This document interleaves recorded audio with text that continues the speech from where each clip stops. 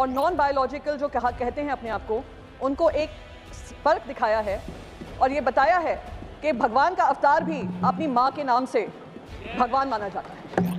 वो सारे biological voters जिन्होंने आकर नॉन बायोलॉजिकल को एक सबक सिखाया है, उसे ये कुछ सबक सीखेंगे। अहंकार से चलेगा, उसको अहंकार ही खत्म करेगा। आने वाले समय में 240 से 40 के लिए आप तैयार रहिए। Thank you.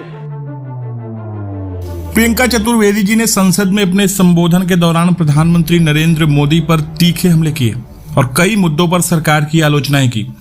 उन्होंने राष्ट्रपति के अभिभाषण के बाद अपने वक्तव्य में कहा कि इस चुनाव ने जनता की ओर से एक महत्वपूर्ण संदेश भेजा है। उन्होंने इसे लोकतंत्र की बड़ी जीत बताया।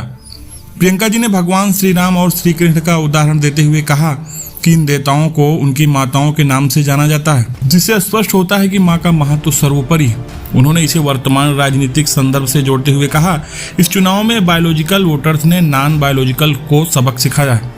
इससे स्पष्ट होता है कि जनता ने अपनी सशक्त उपस्थिति दर्ज कराई और सरकार को अपनी नीतियों में सुधार की आवश्यकता जताई। प्रियंका चतुर्वेदी जी ने केंद्र सरकार की नई नीतियों पर सवाल उठाते हुए कहा कि महंगाई, बेरोजगारी, नीट, पेपर लीक और अग्निवीर योजना। उन्होंने कहा कि बायोलॉजिकली बोर्न जनता महंगाई और बेरोजगारी से जूझ रही है, जबकि सरकार इन मुद्दों पर कोई ठोस कदम नहीं उठा रही है।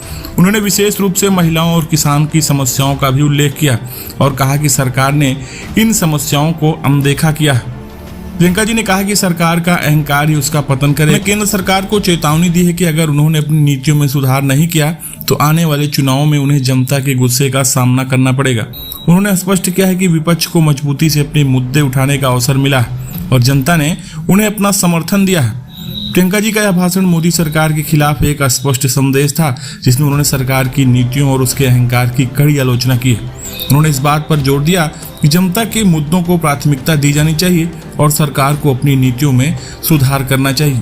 प्रियंका चतुर्वेदी जी का यह भाषण सोशल मीडिया पर खूब सुर्खियां बटोर रहा है और लोग इस पर तरह तरह की प्रतिक्रियाएं भी लिख रहे हैं। फिलहाल दोस्तों, इस वीडियो के बारे में आप क्या कुछ सोचते हैं? आप अपनी राय कमेंट में साझा करें। धन्यवाद।